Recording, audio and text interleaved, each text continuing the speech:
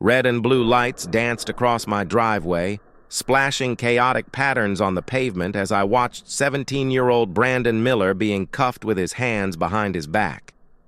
He was practically shrieking at the officers, his voice breaking as he ranted about his rights and how his mother would make sure they lost their jobs.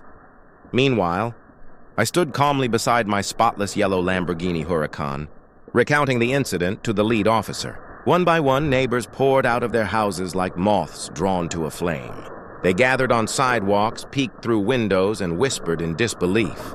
After all, Karen Miller, the iron-fisted president of our HOA, had raised a son brazen enough to attempt something this reckless. Just 3 months earlier, I had moved into Willowbrook Estates carrying nothing but excitement and my dream car. With its manicured lawns, perfect sidewalks, and promise of quiet suburban life, the neighborhood looked like paradise.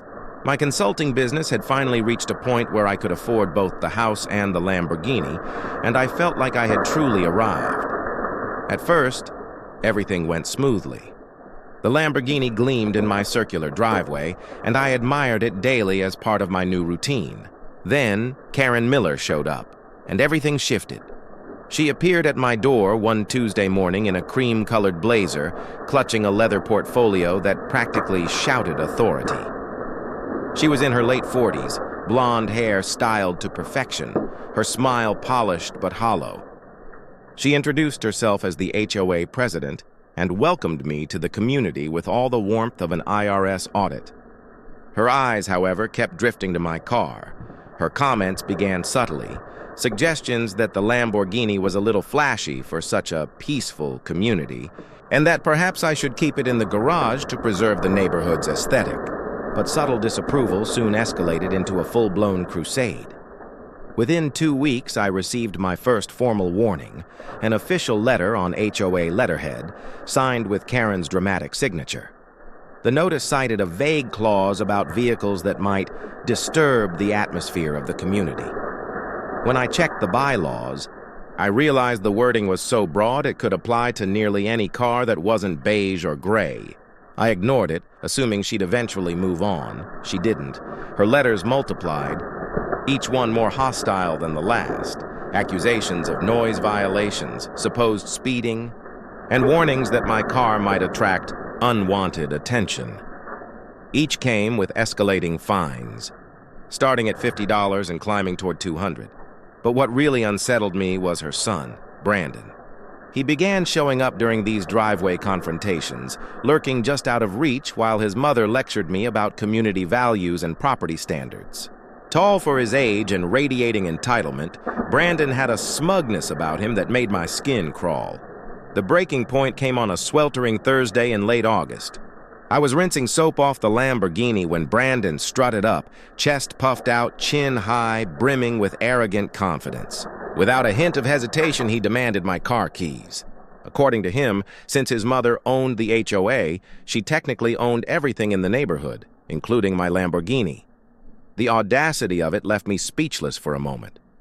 Then I burst out laughing. When I explained that HOA authority didn't extend to private property and that both his legal knowledge and his mother's power were badly misunderstood, his face turned crimson.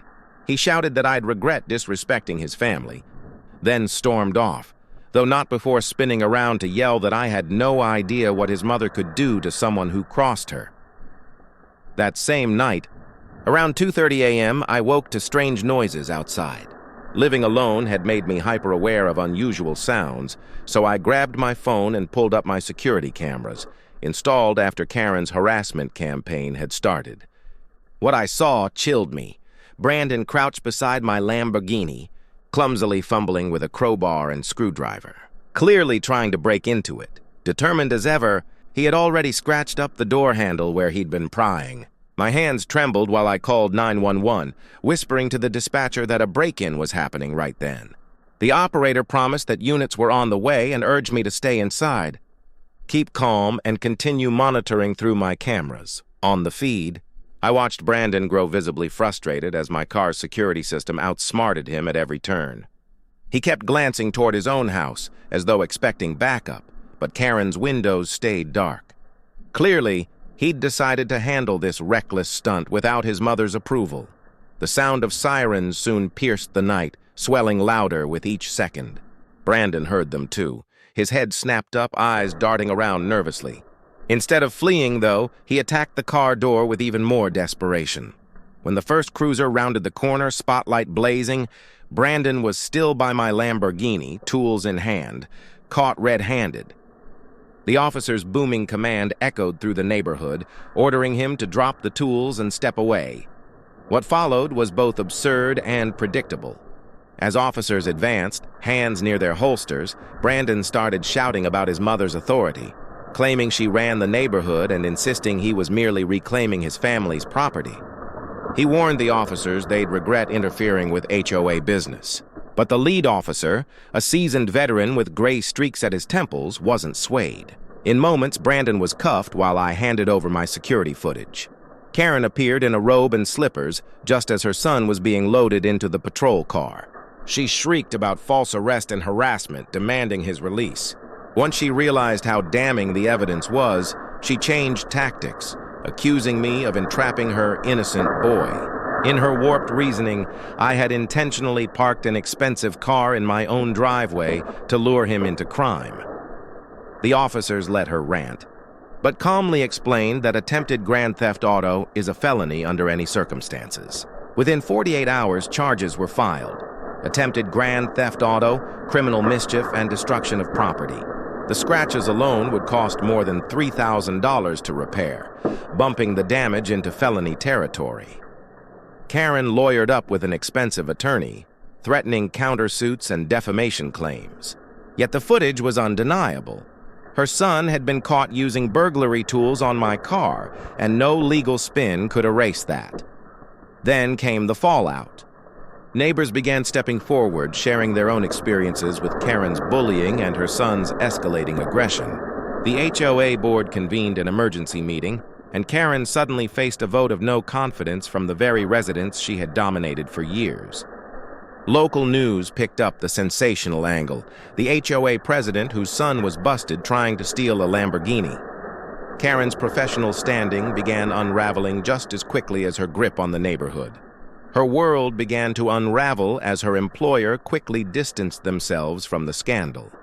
Brandon was handed an 18-month sentence in juvenile detention and ordered to pay full restitution for the damage done to my car. When the judge delivered the ruling, Karen let out a wail that echoed through the courtroom, her features collapsing as the reality struck.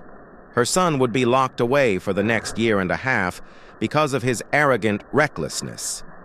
The HOA board had already ousted her with an 8-1 vote, the lone no coming from Karen herself in a desperate attempt to cling to power. Neighbors who once trembled under her authoritarian grip now spoke freely of the hostility and toxic atmosphere she had cultivated in Willowbrook.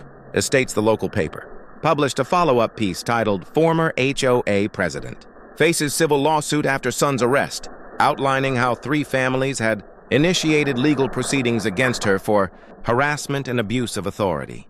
Her prestigious downtown law firm discreetly requested her resignation once clients began, questioning whether they wanted to be represented by someone whose household was making headlines for attempted vehicle theft. Karen's meticulously crafted facade of suburban dominance collapsed entirely, leaving nothing in its wake but unpaid legal fees and public disgrace. As the bailiff escorted Brandon away in shackles, Karen cast one last venomous glare in my direction, her eyes burning with the fury of someone who had never before faced real accountability. Yet her threats carried no weight now. They were reduced to the hollow rage of a woman who had finally discovered that true consequences exist beyond her petty fiefdom of mailbox rules and lawn care regulations.